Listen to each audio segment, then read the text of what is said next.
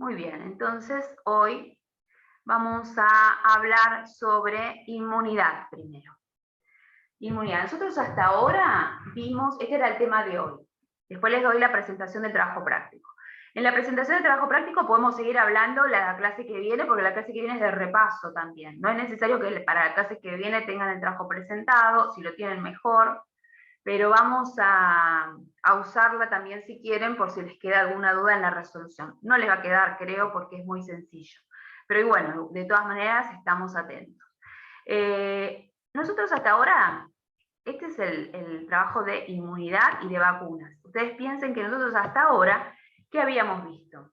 Habíamos visto bacterias, habíamos visto virus, habíamos visto hongos, protozoos,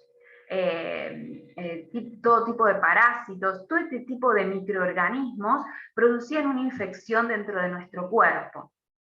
Entonces, excepto las bacterias, que hay algunas bacterias que sí son buenas y no producen enfermedades, que están bien puestas dentro de nuestro organismo y sirven para defender nuestro cuerpo, pero hay un gran número de bacterias que producen enfermedades. Entonces, habíamos estudiado cada uno de esos microorganismos y habíamos estudiado cómo combatirlas a través de medicamentos. Pero también tenemos que pensar que nuestro cuerpo se defiende de esas infecciones, de ese tipo de invasión por agentes extraños, porque nosotros tenemos un sistema inmunitario. Ese sistema inmunitario está formado por diferentes elementos dentro del cuerpo. A nivel sanguíneo tenemos un montón de células sanguíneas que funcionan para defendernos. Ahora vamos a ir igual más en detalle, pero básicamente cada uno de esos microorganismos que nosotros estudiamos representan para nuestro cuerpo un antígeno. Incluso también podría serlo el antígeno una sustancia química extraña. Entonces, nuestro cuerpo va a reaccionar naturalmente produciendo lo que se denomina anticuerpos. Esos anticuerpos se pueden producir naturalmente, pero también a veces lo natural no alcanza. Hay gente que está con las defensas más bajas y no tiene la capacidad de producir suficiente cantidad de anticuerpos, y con el fundamento del anticuerpo fue que se idearon las vacunas. Vamos a ir entonces por partes, este es un preámbulo. Primero vamos a pensar qué es la inmunidad. La inmunidad es un estado en el cual el organismo ejerce resistencia hacia los antígenos. Los antígenos son cualquiera de estos invasores, ya sea cualquier tipo de los microorganismos que les mencioné, más alguna sustancia química. También podría ser un antígeno. Entonces, para nosotros defendernos, tenemos un sistema inmunitario preparado para eso, y ese sistema inmunitario está formado por por órganos. Dentro de los órganos tenemos diferentes niveles de órganos. Por ejemplo, la piel, que es un órgano, y es lo que nos recubre externamente. A nivel más interno ya tenemos toda la médula ósea, que es la que produce los glóbulos blancos, por ejemplo. El timo, que es un órgano que tiene que ver con el sistema inmunitario, tiene una alta influencia dentro del sistema inmunitario, porque allí también se elaboran células que van a formar parte de nuestra inmunidad. También tenemos los ganglios, el vaso, por ejemplo, las amígdalas. A nivel intestinal también tenemos todo lo que es diferentes estructuras del intestino funcionan como elementos de defensa. Y también tenemos una inmunidad que está representada por células. Dentro de esas células son células que están circulando junto con las células sanguíneas. Es decir, se pueden hacer un recuento a través de un análisis de sangre, por ejemplo. Las principales células son los linfocitos B y los linfocitos T. Los linfocitos B intervienen en la formación de anticuerpos y también en lo que se denomina memoria inmunológica. Memoria inmunológica significa el cuerpo está en contacto con un antígeno. Vamos a poner un ejemplo de antígeno, un virus, por ejemplo. Un virus. Entonces, ese cuerpo que estuvo en contacto con el antígeno va a ser atacado por células sanguíneas, como por ejemplo los linfocitos que van a formar elementos, que van a formar anticuerpos, y a la vez van a elaborar una memoria, es decir, van a generar una especie particular de linfocitos que cuando la próxima vez intente ese virus ingresar a nuestro cuerpo, esas células memoria van a quedar y van a tener la capacidad de reconocer al mismo agente que alguna vez nos infectó. Entonces, la reacción del sistema inmunitario va a ser mucho más eficiente porque nosotros teníamos esos linfocitos de memoria. Más eficiente, digo, más rápidamente y en menos tiempo debería remitir la infección.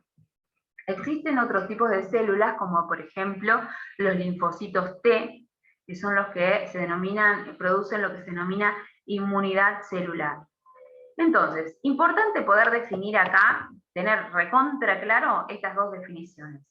¿Qué es un anticuerpo? La palabra anticuerpo la pueden encontrar como anticuerpo o también como inmunoglobulina.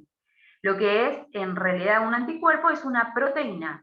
Es importante que sepan que es una proteína que está producida por el sistema inmunitario. Algunas de estas células, por ejemplo los linfocitos B, es producida por el sistema inmunitario y esa proteína tiene la capacidad de detectar sustancias que las reconoce como que no son propias, las reconoce como sustancias dañinas.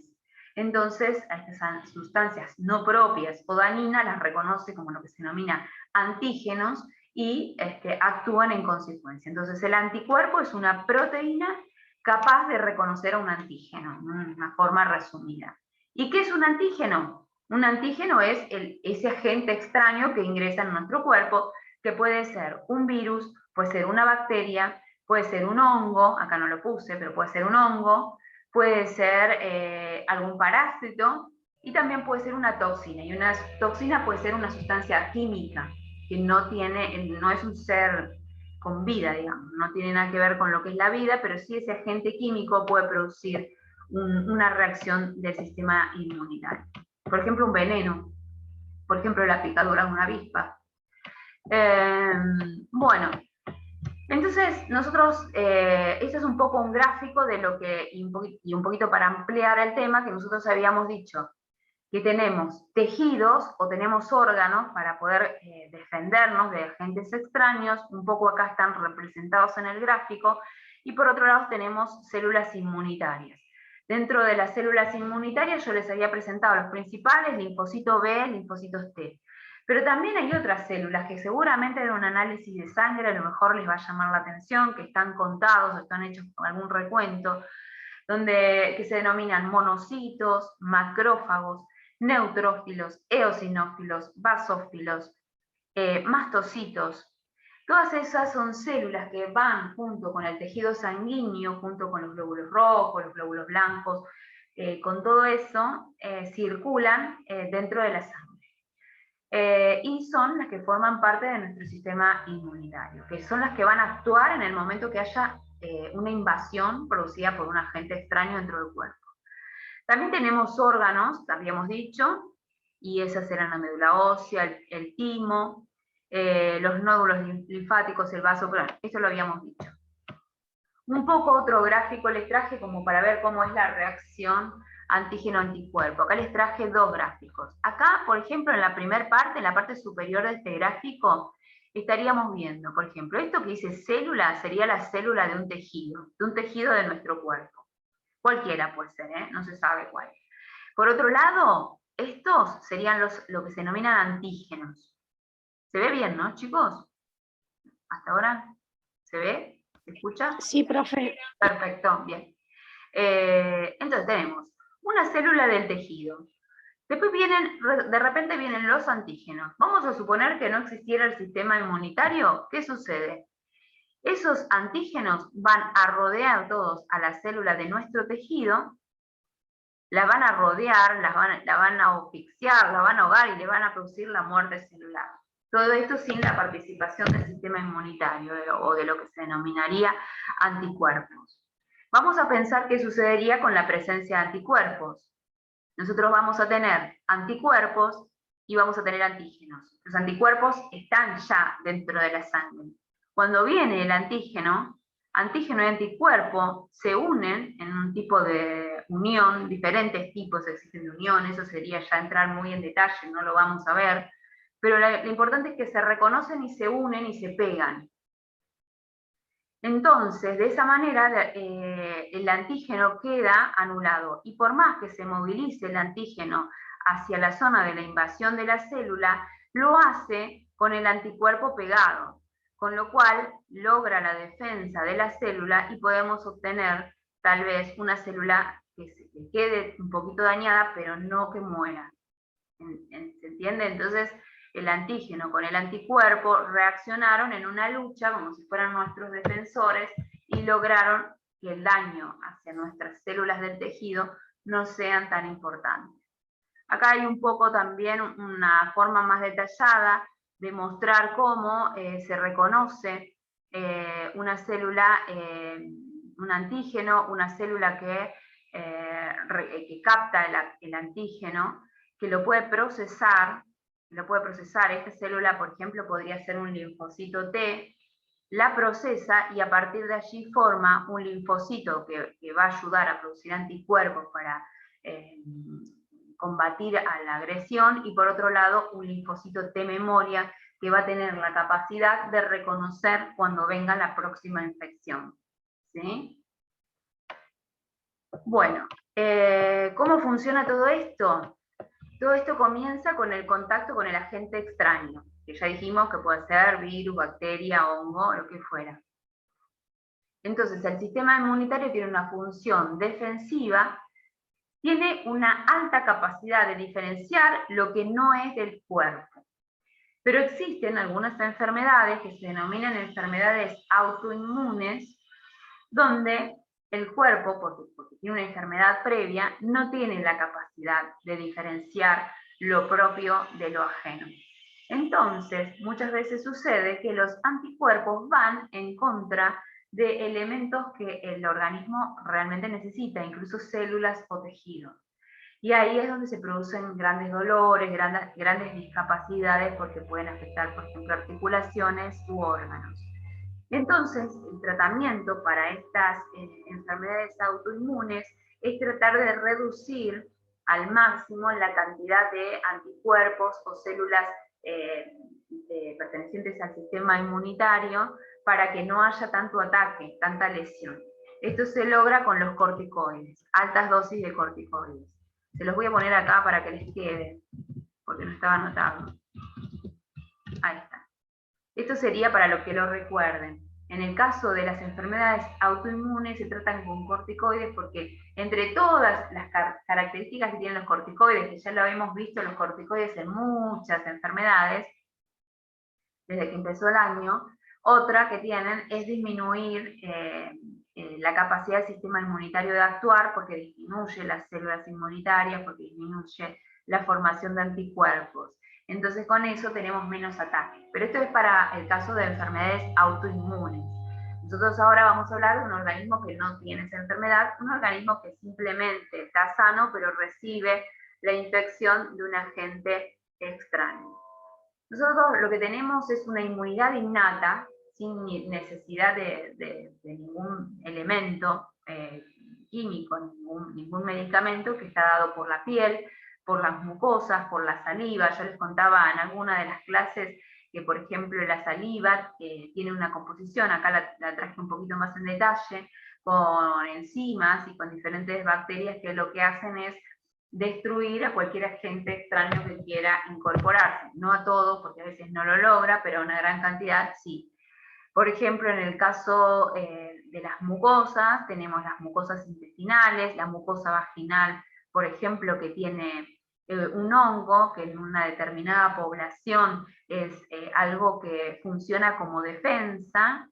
Además tiene determinado pH, que también funciona como defensa, tanto la saliva como las mucosas intestinales o vaginales. Y también todos estos dos elementos del cuerpo, como en su estructura en sí, funcionan como elementos de defensa ante agentes extraños. Particularmente en el caso de la saliva, tiene una composición enzimática. Las enzimas son proteínas que, si la tuviéramos que imaginar gráficamente, serían como Pac-Man, que se comen a cualquier agente extraño que quieran aparecer. Y por ejemplo, la enzima más común se llama lisozima. Y también tiene inmunoglobulinas. Acuérdense que las inmunoglobulinas son anticuerpos. Bueno, acá les puse un poquito de cómo sería que trabajan. Es importante también saber esto, que nosotros tenemos una inmunidad natural y una inmunidad adquirida. En el caso de la inmunidad natural, puede ser que el microorganismo salte todas las barreras de la piel, la mucosa, todo, y a pesar de que salte todo, que pueda traspasar todas esas barreras, llegue a la sangre. Igual el cuerpo todavía tiene la posibilidad de defenderse a través de las células. ¿No es así? Entonces, nosotros tenemos lo que dijimos, la incorporación de un antígeno, como ya dijimos, que es una sustancia que entra en el organismo, como es reconocida como un agente externo, va a producir una respuesta inmunológica porque es una forma de defenderse del organismo. Entonces, digamos que nuestra defensa natural, por un lado, es la que se produce naturalmente sin la participación de nadie, pero después existen defensas que se denominan artificiales, que son las que nosotros inoculamos o estimulamos a través de lo que se denominan vacunas. Ahora vamos a hablar un poquito más de las vacunas, pero las vacunas básicamente lo que fueron realizadas para incorporar de alguna manera el antígeno, pero el antígeno de una forma inactivada. Con eso es como si de alguna manera metiéramos la enfermedad dentro del cuerpo y produce una reacción en todo nuestro sistema inmunitario. Por eso es importante recordar que una vacuna no produce su efecto inmediatamente, sino que tarda entre 15 y 20 días más o menos en realizar su efecto, porque lo que se hace es inocular el microorganismo que causa la enfermedad de alguna manera inactivada a través de diferentes procesos. Una vez que se inocula esa vacuna, se dispara todo el sistema inmunitario, entre ellos, recuerden el linfocito T memoria, que era el que cuando venía la próxima vez el antígeno lo iba a liquidar absolutamente sin ninguna falla. Entonces, produce este tipo de células, este tipo de anticuerpos, y a partir de ahí nuestro sistema está más preparado para determinada enfermedad.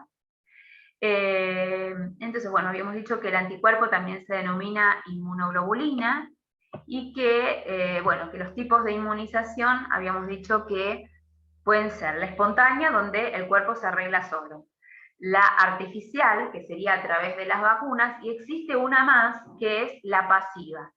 La pasiva, ahí, en las vacunas nosotros estamos inoculando antígenos. Eso es importante, lo voy a escribir acá. Inoculamos antígenos.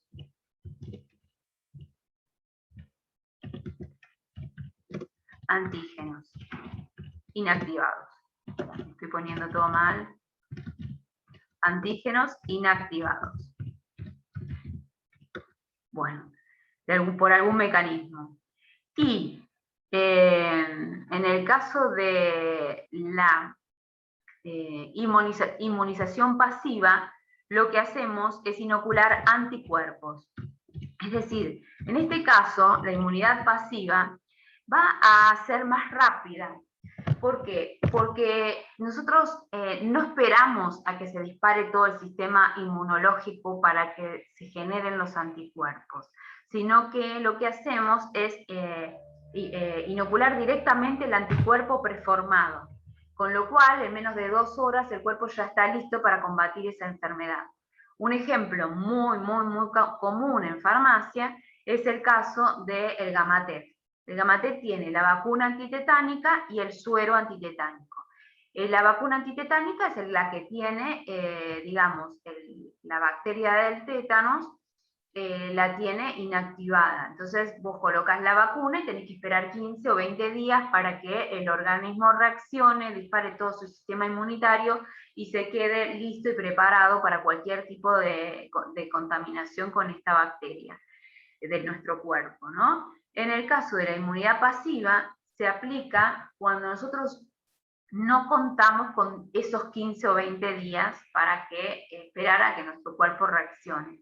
Entonces, vamos a suponer, ante un corte de una persona que no tiene dado su no tiene, digamos, en término adecuadamente su calendario de vacunación. Es decir, no se aplicó la última dosis, por ejemplo, una persona a los 16 años, cuando todavía la mamá estaba con la libretita, pero pasaron 25 años, se olvidó de ponerse los refuerzos, con lo cual no recuerda o tiene la duda y no sabe qué le pasó con respecto a eso. Le mordió un perro, le estoy dando ejemplos, estoy tirando ejemplos.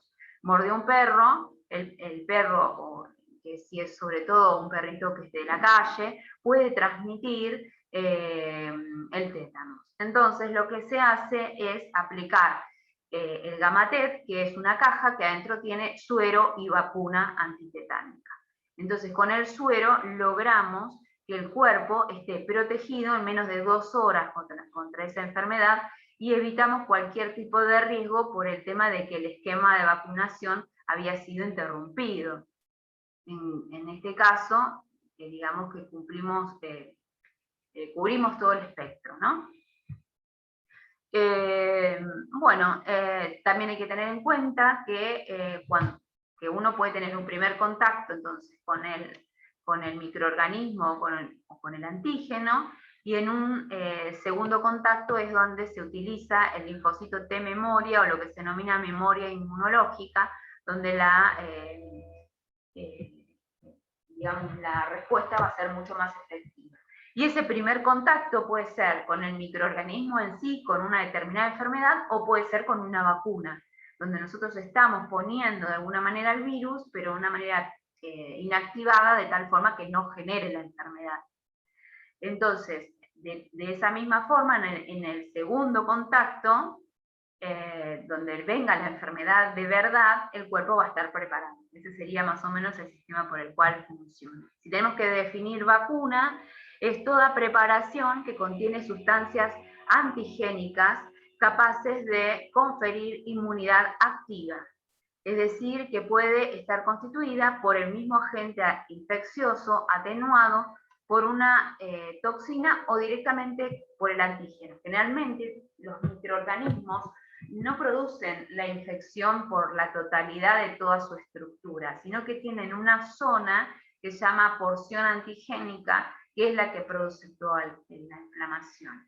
Entonces, a veces las vacunas lo que hacen es extraer de ese microorganismo solo la porción antigénica, y eso, con esa porción antigénica forman o elaboran la vacuna.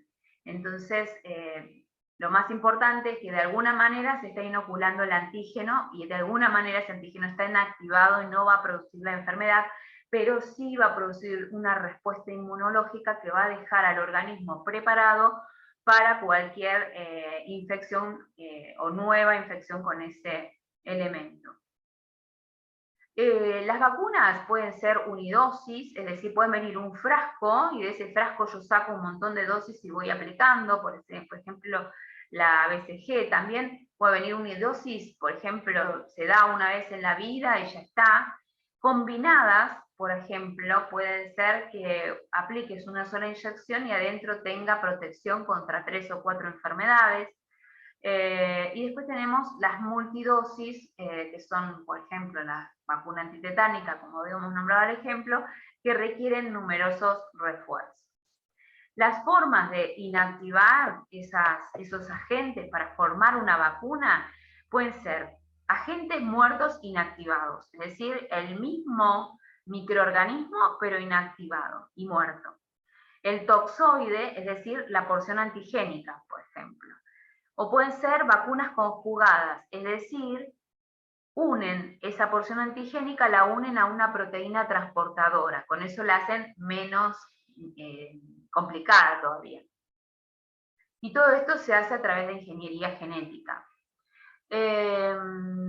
Después tenemos que en el caso de las vacunas pueden ser vacunas de bacterias, las más importantes son vacunas de bacterias y vacunas de virus.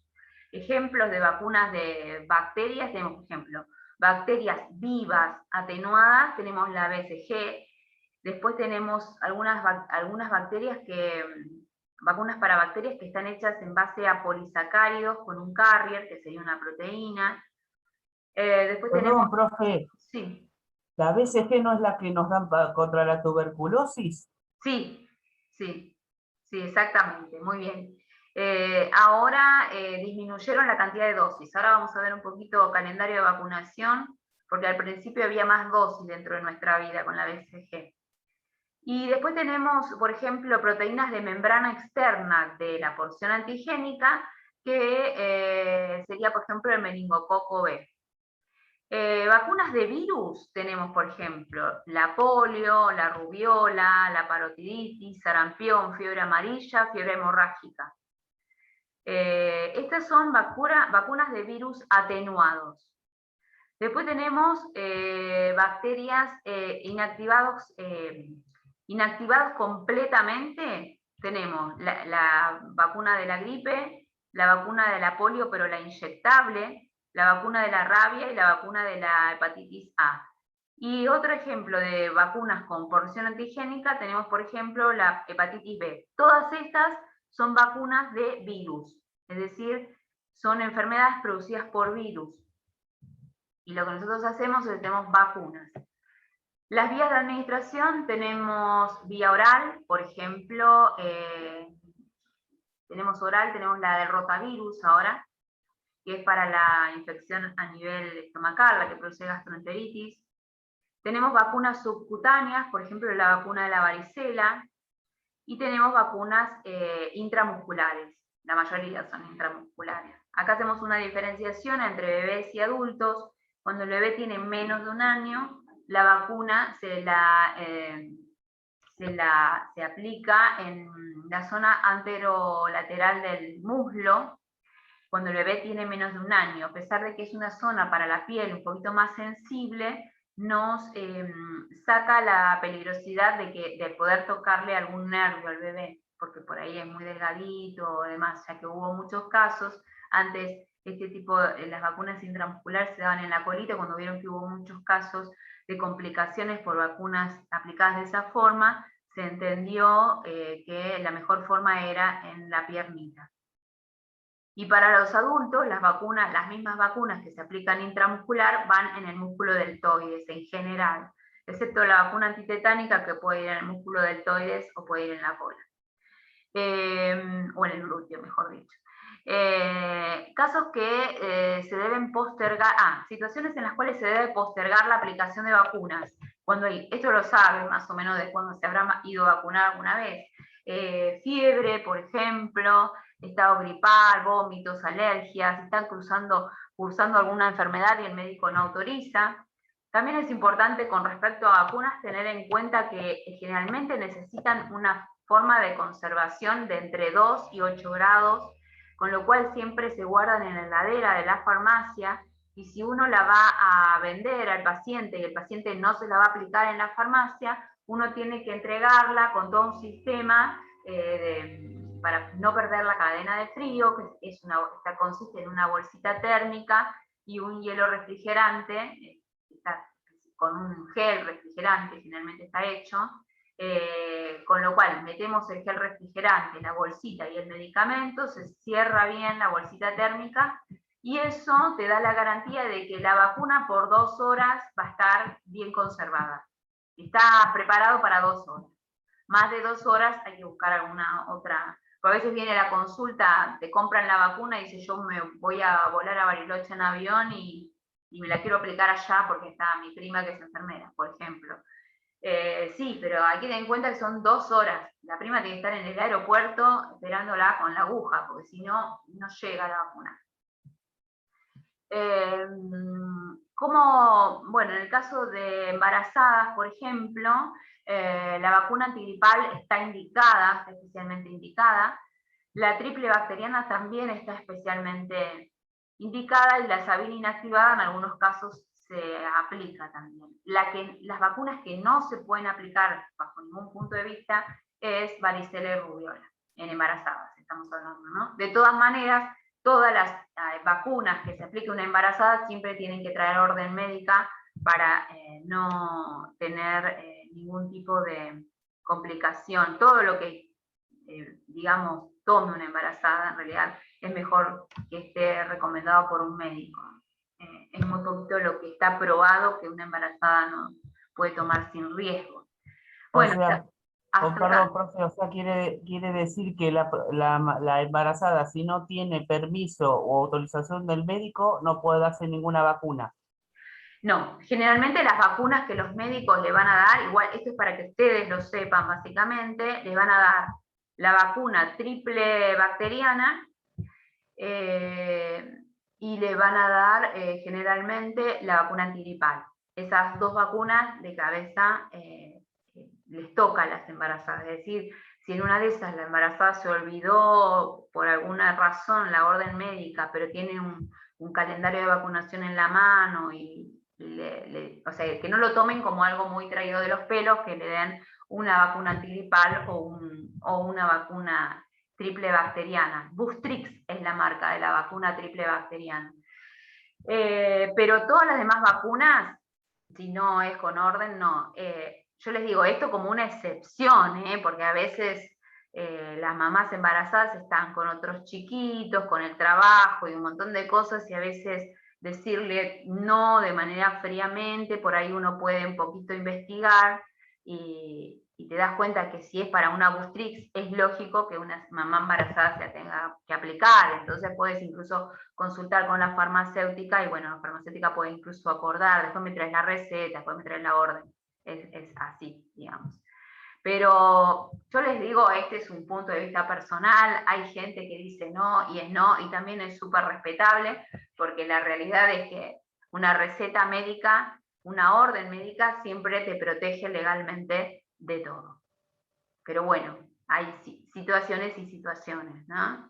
Es muy personal mi pensamiento, ojo, esto no es algo de examen. Yo, si conozco a la persona, si veo que una mamá embarazada, que ya le apliqué la primera dosis de Bustrix y se quiere aplicar una segunda por un refuerzo porque es su primer bebé, por decir algo, lo voy a hacer porque si tengo el seguimiento de la persona, una vez que no me traiga la orden, pero por ahí puede ser que vos no tengas el seguimiento de la persona y yo misma diga, no, me parece que hay un cierto margen.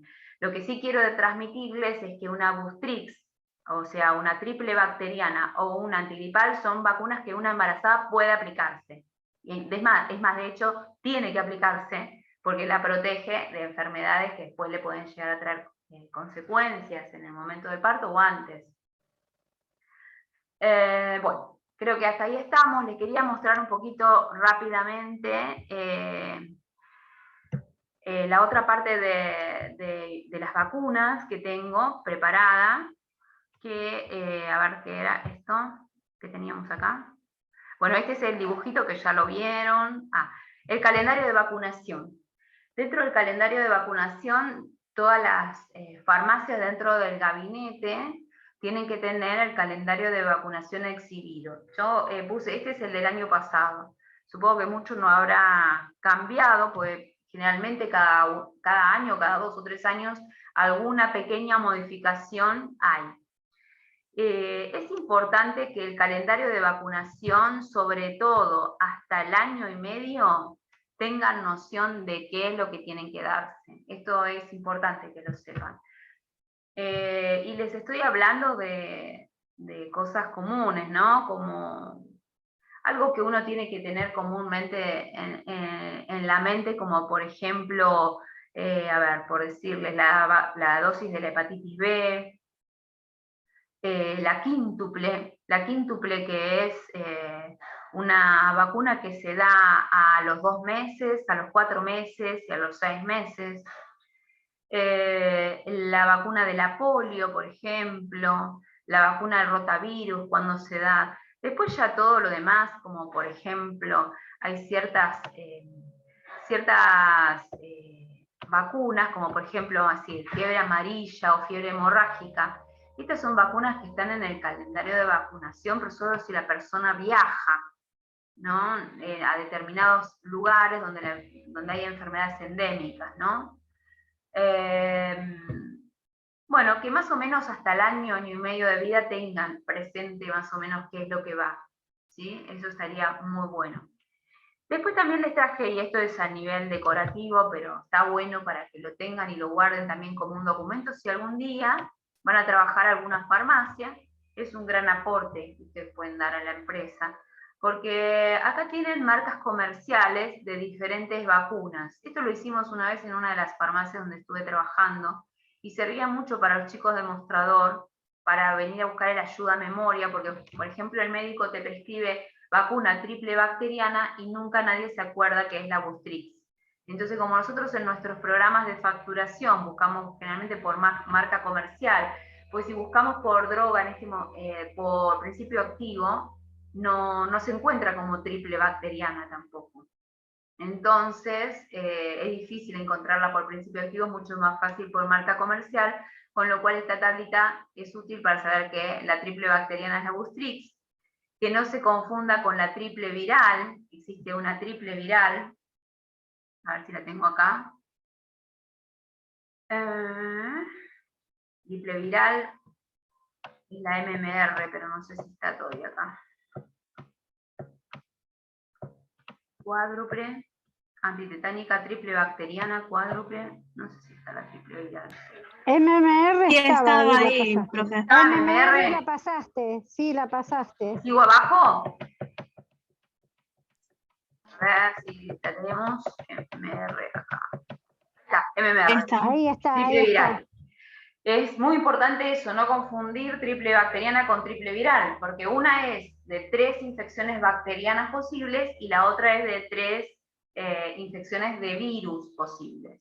En el caso de la triple viral es sarampión, paperas y rubiola, y la triple bacteriana tiene tétanos, tiene 2 más, una era difteria y me parece que tos convulsa. Eso lo podríamos investigar si quieren, pero son todas infecciones bacterianas. Importante la hepatitis A y la hepatitis B, también saber que existe una donde están asociadas las dos, la A y la B, que se llama Twinrix. Bueno, después tenemos la de la varicela, se llama Varilrix, quíntuples y sextuples, que son esas vacunas que se dan a los 2, a los 4 y a los 6 meses. Infanrix Exa, por ejemplo, es una marca de sextuple. No sé si teníamos quíntuple también. A ver si la tengo abajo o arriba, no me acuerdo. Quíntuple, cuádruple Actacel, por ejemplo. No sé si tengo quíntuple. Vamos a mirar. Rotavirus es algo nuevo, quíntuple. Pentaxin es una marca comercial. Y las dos vacunas para el papiloma humano, es decir, para el HPV, son dos marcas comerciales que se llaman Cervarix y Gardasil. ¿Sí? Profe, te hago una consulta con respecto a la vacuna antitetánica. Sí. Que hay una que solo tiene toxoide y la otra con otra cosa. Suero. El suero. O sea, a veces vienen a la farmacia y preguntan por la que viene con el suero. Sí. Quería saber como en qué caso se aplica y porque a veces la puede ser que sea como un refuerzo de la otra. No, el suero y la vacuna juntos, esa presentación con suero y vacuna, se administra cuando vos no tenés tiempo de que la vacuna reaccione dentro de tu cuerpo. Es decir, si hay un corte, si hay una mordedura de un perro, y vos no tenés muy presente cómo venía tu esquema de vacunación con respecto a la vacuna antitetánica, en ese caso se aplica suero y vacuna para cubrir todas las posibilidades. Eso lo habíamos nombrado dentro de la clase. Pero bueno, está bueno recordarlo. Es cuando no tenés tiempo. Además, la diferencia de precio, y esto vamos un poquito a la práctica, es tremenda. O sea, lo que sale una vacuna antitetánica con respecto a la caja que trae vacuna y suero, la diferencia es abismal. No sé por dónde ronda ahora el valor, pero calculo que alrededor de los 10.000 pesos debe estar el suero y la vacuna. Entonces, si realmente no es necesario aplicar el suero porque la persona tiene todo el esquema de vacunación más o menos al día, no es necesario aplicar el suero. Pero si hay alguna duda, bueno, vale la pena pagarlo, porque ante la duda, una situación de tétanos es muy grave, es muy complicada y no tiene chance de salir. Con el suero, en 2 horas ya tenés el anticuerpo adentro del organismo y ya estás listo para defenderte de cualquier agente extraño que haya querido entrar, que tenga relación con el tétanos, obvio. Entonces es por el valor que antes, por ejemplo, en La Guardia, uno iba a un hospital público con una herida y le inyectaban la antitetánica. Ahora, por lo menos en provincia, te dan la orden de que la coloques particular. Claro. No Mira, si es que la acción se realiza dentro del hospital, el hospital es muy difícil que tenga suero antitetánico. Creo que te va a dar lo que tiene el hospital. Y esto es una situación socioeconómica, no tiene que ver. Pero si lo vemos desde el punto de vista solo profesional, sin pensar en el valor, la situación en la cual uno tiene que pensar que sería importantísimo sería si el paciente no tiene el esquema completo de vacunación, de vacuna antitetánica. Ese esquema completo de vacunación está estipulado en el calendario de vacunación que les voy a pasar, que está dentro del material de estudio. Si no tiene el esquema completo, o si lo hizo completo hasta los 16 años y ahora tiene 42 y nunca más se aplicó una vacuna antitetánica, y se cortó, le mordió un perro, entonces se tiene que dar sí o sí el suero y la vacuna, porque ante la duda, mejor tener el suero porque ya inmediatamente está cubierto, a las 2 horas mínimo. Si se da solo la vacuna, tiene que esperar 15 días, mientras tanto el virus, que ya tal vez ya entró, va a estar empezando a hacer lo suyo y capaz que le gana al momento en que el cuerpo se prepara para combatir adecuadamente esa infección. ¿Se entiende? Sí, sí. Tiene que ser un caso de emergencia, un caso donde te cortaste y no te acordás cómo venías con las vacunas. La de suero es la Boostrix, ¿no, profe? No, la Boostrix es la vacuna triple bacteriana. Triple. Que tiene tétano, vacuna antitetánica, y tiene otras vacunas más. Pero la que es suero, que en realidad en una misma caja tiene suero y vacuna antitetánica, se llama Gamatet. También está la tetabulín. Sí, de 2 dosis. ¿Cómo? Se viene con 2 dosis. Exacto, viene con 2 dosis. Yo te iba a decir que también, aparte de lo del esquema de vacunación, pasado los 16 años o no, te lo recetan los médicos, depende si tenés una cirugía, se llama sucia o limpia. Si es una cirugía muy, muy extensa y que sabes que corren más riesgo de infecciones, por ejemplo, a mi hermano que se tuvo que hacer un injerto de hueso en el maxilar superior, sí, y le abrieron toda la boca y le desarmaron toda la jeta, le hicieron aplicarse la Gamatet 500. Y bueno, o sea, está bien. Porque era una cirugía sucia, se le llama. Entonces también nosotros tenemos referencia en la farmacia nuestra, cuando que tiene gest de aplicación, se le pregunta, me dice, mirá, me dijeron que me aplique la Gamatet. Bueno, ¿y qué te pasa? Porque se le hacen mal a la receta. Entonces le preguntamos, ¿de qué te vas a operar o qué te va a pasar? Y ahí es como que tenés distintas variantes para saber más o menos qué es lo que necesitas. Vos estás hablando... Pero bueno, cuando le decís... Claro, cuando le decís 10.000 pesos, igual se reasusta, porque vale 10.000 pesos la Gamatet. ¿cuánto está? 9.000 y pico, estaba más o menos, por ahí, no me acuerdo exactamente, pero es muy caro. Sí, en realidad uno tiene que respetar lo que dice la receta, ¿no? Igual muchas veces... No, siempre, pero por ahí viste que vienen en bola que no saben qué, para qué. Pero hay gente, claro, que vienen con el mensajito del médico y que el médico estaba atendiendo 15 pacientes juntos y le dijo, aplicate la antitetánica, y uno empieza a preguntar y pasan estas cosas, o o que tiene este tipo de cirugías que vos estás mencionando, una cirugía donde la piel queda muy abierta y durante muchas horas, no me había pasado ese caso, está muy bueno que lo traigas, lo plantees, porque viste que en diferentes lugares tenés diferentes situaciones, entonces es rico poder compartir esas experiencias. Pero también lo más común es el tema del corte inmediato.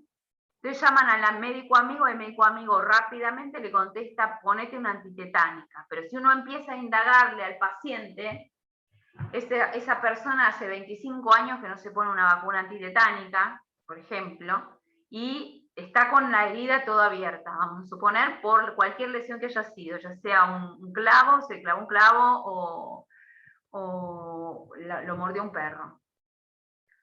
Y entonces está bueno replantearle a la persona que estaría bueno que se aplique el suero, que por qué no le vuelve a consultar al médico y que le vuelva a hacer la pregunta, porque a lo mejor el médico estaba, en ese momento no estaba consciente de bien qué era lo que había sucedido, ¿no? Si es que no tenemos receta, estamos hablando.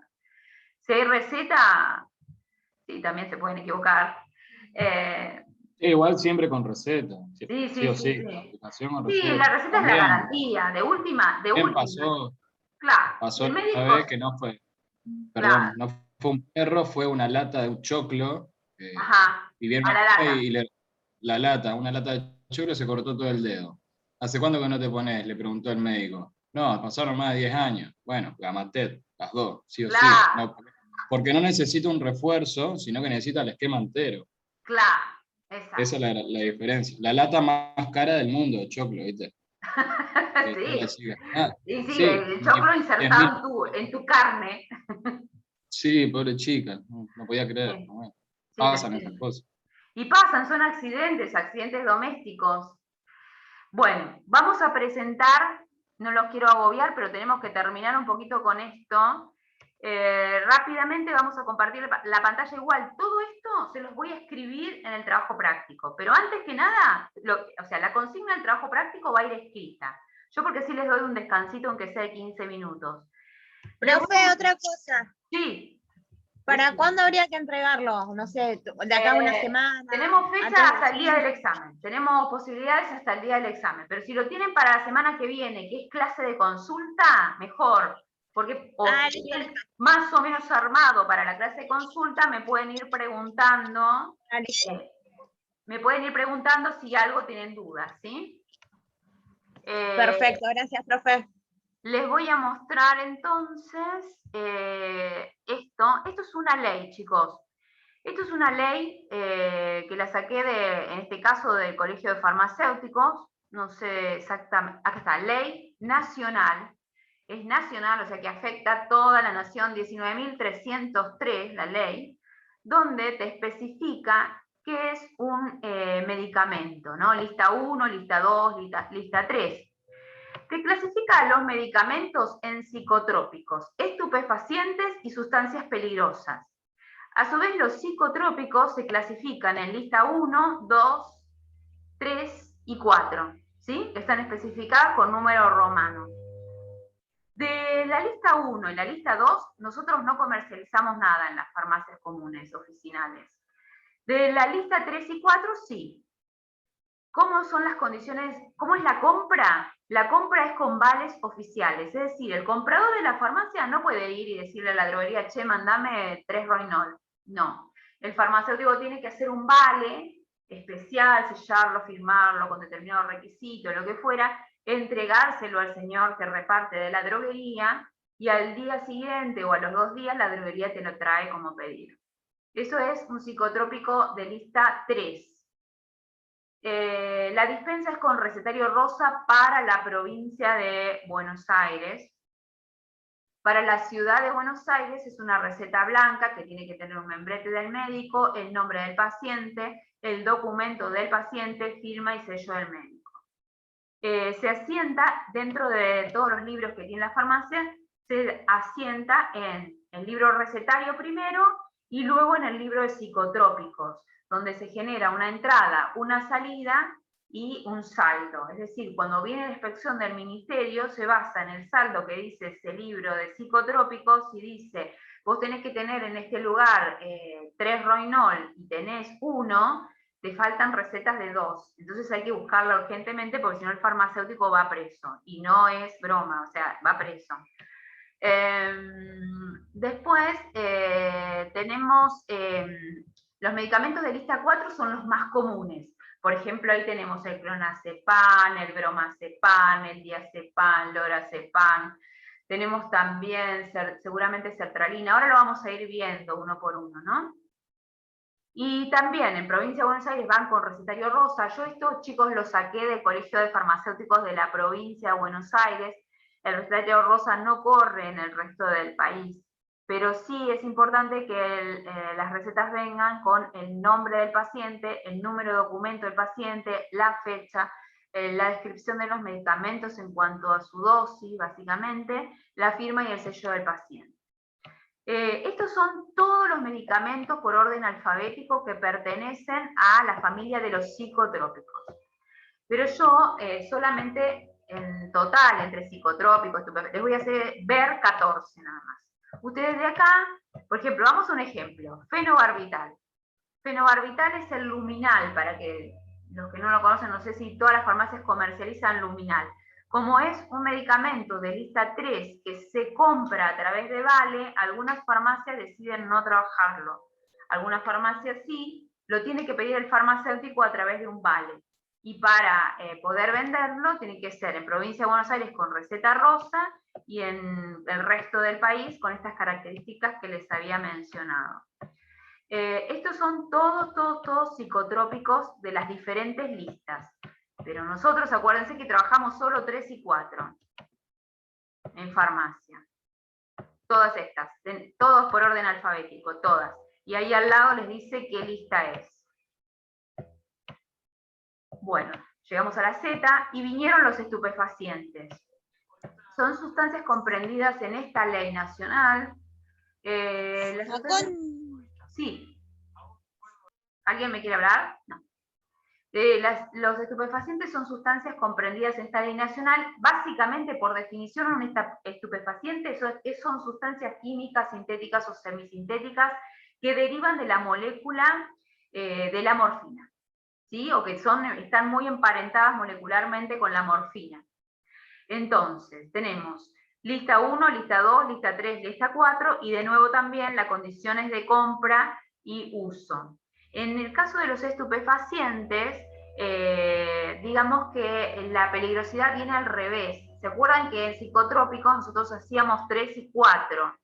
En el caso de los estupefacientes, más bien estamos con lista 2, a veces 3 y 1. La 4 es uso prohibido directamente. Profe, ¿le puedo hacer una consulta? Sí, cómo no. ¿Qué es compra con vales? Vamos a explicarlo eso. Vos cualquier medicamento dentro de la farmacia, suponete vendiste una caja de vallaspirina y la tenés que reponer, o llamás a la droguería o transmitís pedido a través de un sistema de compras. El encargado de compras generalmente se ocupa y te hace el pedido a la droguería. Entonces, eso lo hace naturalmente, espontáneamente y por defecto. Es decir, se vende una vallaspirina, se compra una vallaspirina. Pero cuando te toca este tipo de medicamentos, que son medicamentos de compra bajo vale, el comprador no puede comprarlo, porque si lo pasa por el pedido de la droguería directamente le va a decir no te lo puedo vender porque no hay vale. O sea, hay una traba siempre. Entonces, ¿qué sucede? Para poder comprarlo, el mecanismo por el cual se hace es un vale que tiene un formato, ese talonario de vales es adquirido por el farmacéutico en el colegio de farmacéuticos, ya sea de la ciudad de Buenos Aires o de la provincia de Buenos Aires, y lo que va a suceder es que va a ser un talonario con muchos vales, y para cada compra utilizás uno de esos vales que tiene 7 renglones para poder comprar 7 productos de este tipo. Entonces, confeccionás el vale, cumplimentando todos los requisitos que tiene el vale, eso lo hace generalmente el farmacéutico, ese vale se lo tenés que dar al señor repartidor de la droguería y a los 2 o 3 días te traen el medicamento solicitado, que por ejemplo puede ser un Roinol, que es un psicotrópico de lista 3. Lo que sucede con esto es que cuando viene un paciente y vos lo estás atendiendo porque estás en el mostrador y te pide un Roinol, que uno tenga presente desde el mostrador que ese medicamento no lo voy a tener enseguidita como una vallaspirina que vendía a la mañana y la puedo tener a la tarde, sino que seguramente me va a llevar 2 o 3 días poder traer ese medicamento. Entonces cuando yo le diga al señor, mire, lo voy a tener para tal día, tengo que tener presente 2 o 3 días más o menos para prometérselo, para que el señor no venga al día siguiente a buscar el medicamento y no lo tenga, si no quedas re mal, ¿viste? Claro, por eso es que decía que había farmacias que no lo hacían, que no lo Hay trabajaban. farmacias que no lo Como hacen. para no quedar mal con el paciente, digamos, con el cliente. Sí, aparte porque, bueno, ahora por suerte no tanto, pero si hubiera una situación de robo o lo que fuera, generalmente la gente que viene a robar se lleva todo eso y para el farmacéutico es un problema legal tremendo.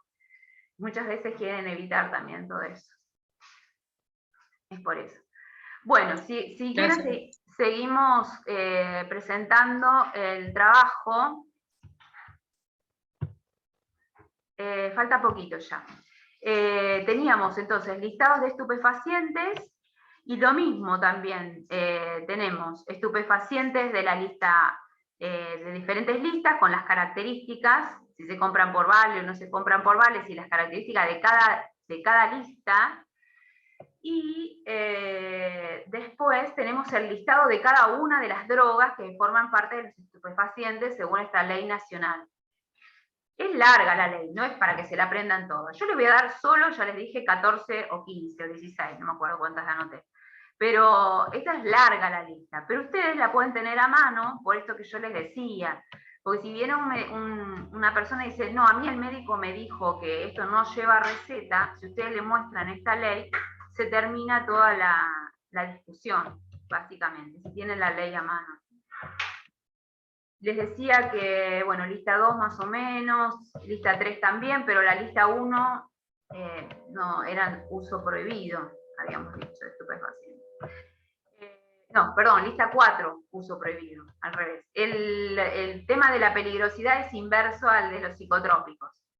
Y después tenemos un gran listado de lo que se denominan sustancias de riesgo. Todas estas también llevan receta archivada y se tratan igual que un psicotrópico o un estupefaciente, pero no son psicotrópicos o estupefacientes, se llaman sustancias de riesgo. Entonces, se pasan solo en el libro recetario, es decir, no se pasan en el libro de psicotrópicos y estupefacientes. Incluso los psicotrópicos de la lista 4 tampoco se pasan en el libro de psicotrópicos. En el libro de psicotrópicos se pasan a partir de los psicotrópicos lista 3. Bueno, acá está todo el listado de las sustancias de riesgo que llevan receta, claramente. Importantísimo, dentro de lo que es la sustancia de riesgo, tenemos medicamentos que son muy comercializados, como por ejemplo la lamotrigina, por ejemplo, el escitalopram, que es un antidepresivo, el tramadol, estaba por acá, creo que en la T. Tramadol lo vemos. Tramadol, ahí va. El tramadol es una sustancia de riesgo, lleva receta archivada. Y quetiapina, que también es muy vendida, se utiliza como antipsicótico en algunos casos. Sildenafil también es sustancia de riesgo, aunque, bueno, eso, el sildenafil es un mundo aparte porque eso depende del director técnico. Uno cuando ingresa a una farmacia lo primero que tiene que hacer es qué se hace con el sildenafil, porque hay algunos que deciden venderlo y otros que no. Venderlo en el sentido con receta o sin receta, me refiero, ¿no? Bueno, entonces, el trabajo va a ser de la siguiente forma. Yo igual se los mando después todo escrito. De esa ley que yo les mandé de psicofármacos, solamente 16 drogas les voy a pedir que me digan si es psicotrópico, si es estupefaciente, a qué lista corresponde, qué tipo de recetario le pedirían al cliente, y si le pedirían receta, y el modo en que se adquiere a la droguería. Esto de si se compra por vale o se compra normalmente, ¿sí? Eso está todo dentro de la ley. Ustedes, teniendo la ley en la mano, analizándola un poquito en los conceptos y definiciones de lo que es cada psicotrópico, cada estupefaciente, ahí lo sacan enseguida, hacen el cuadrito en 2 segundos, ¿sí? Bueno, ámbito, terminamos. Les doy 15 minutitos porque hoy es un día intenso, donde tenemos que...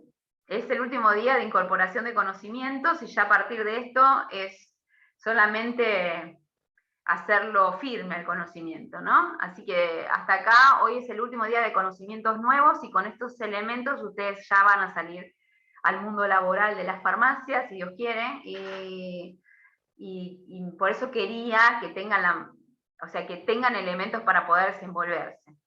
Básicamente eso, que tengan elementos para poder desenvolverse bien.